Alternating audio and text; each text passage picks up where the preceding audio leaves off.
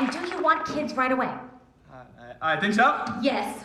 Great. Well, I've got two for you. Their names are Ethan and Esther. I'll have them bathed and delivered to you. Just feed and water them regularly. Nice doing business with you. That is Rachel Brosnahan, the Emmy Award-winning actor who played the witty housewife-turned-stand-up comic in the acclaimed, the beloved, the series Marvelous Miss Maisel, one of my favorites. She's now back receiving rave reviews for her portrayal of the iconic reporter Lois Lane in the new Superman film. In the movie, Lois is secretly dating Clark Kent, a.k.a. Superman, people, played by the actor David Corenswet. Ready? Let's do it, Cronkite. Superman. Miss Lane. Recently, you've come under a lot of fire for I don't what know if some it's might. a lot of fire, It's a but- lot. Today, the Secretary of Defense said he was going to look into your actions in Bravia. That's funny? It's not funny. It's just, I mean, come on. My actions? I stopped a war.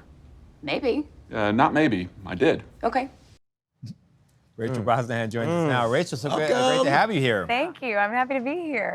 Congrats on the movie. It's terrific. We've all really seen is. it. Thank Big you fans. very Big much. fans. Apparently, you were a fan of Margot Kidder's portrayal of the original Lois Lane, so you were thrilled to get the call. And there's a producer's note here that says Rachel was in the bathroom when she got the phone call for this part. No, it's now, you get asked once and it's become this infamous story because of how glamorous it is. Yes. Right. That's Hollywood, baby. It's just the worst place ever to be when you get that call. But you're thrilled. You're excited. Yes, I You was don't have to very think excited. twice.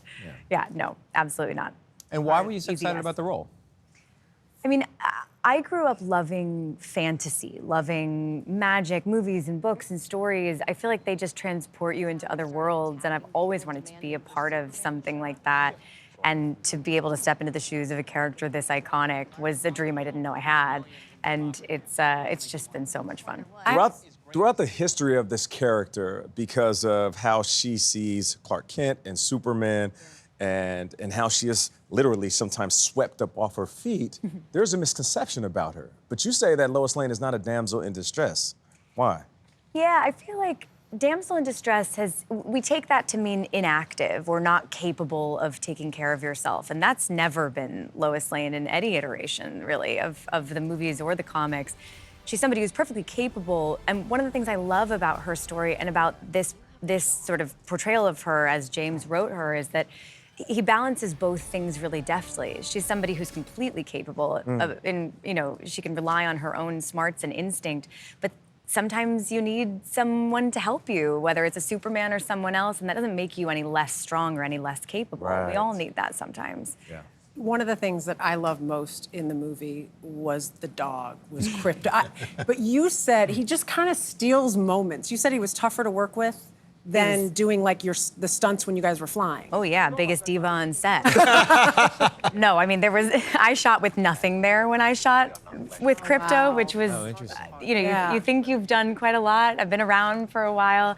Shooting with nothing as a dog was a new one for me. That was probably the hardest day for me on set. Was there for you, I say I love that. There were many things about this I loved. The chemistry that you had, the group of characters you're working with. Was there one thing that stood out to you from this set that really was a favorite moment?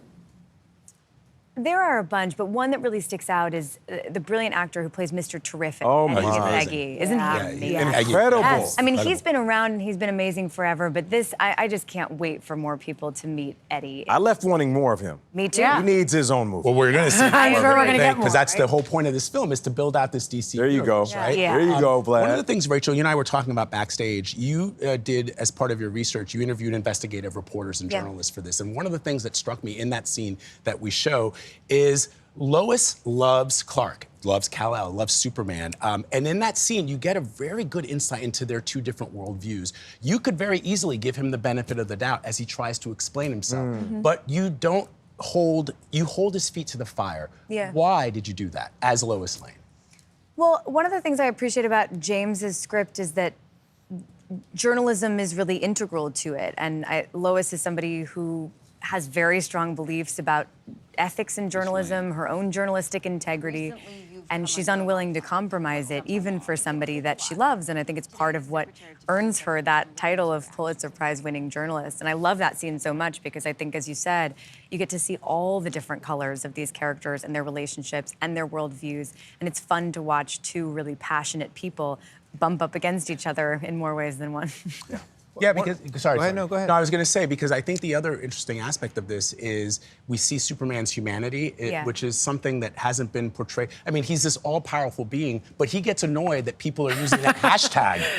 Social on the media annoys internet. us all. Yeah. Well, David said, and I'm going to butcher his words a little bit, but David has said that one of the things that he loves about Superman is that he just loves being Superman. Right. He takes great pride in the role that he plays in society, in helping people, in what he can do to help people. And so he's a little bit befuddled by the idea that people are turning on him. And I love that you get to see that side of him in this film that is not always so perfect. For an invincible man, he's kind of met his match in Lois Lane. They've met their match in each other. Yeah. In real life, you guys on this press tour have been highlighting some local superheroes. Yeah, I love this. Yeah, this Really was a great cool. story. Tell us a little bit more about that. Yeah, I mean, it feels so true to the spirit of Superman that David has really beautifully articulated, which is that he does the right thing because it's the right thing to do, but he's also somebody who is in a position of power. He could do anything, but he chooses to do good, and he chooses to walk among people because he believes in them and he believes in the goodness of people.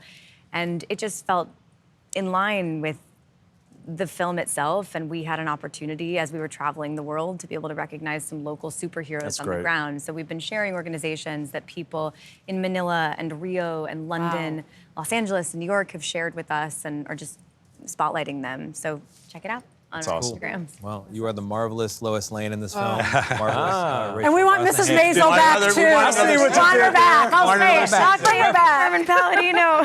Thank you very much. Appreciate it. Superman is in theaters and IMAX, which would be a great place to see it starting tomorrow.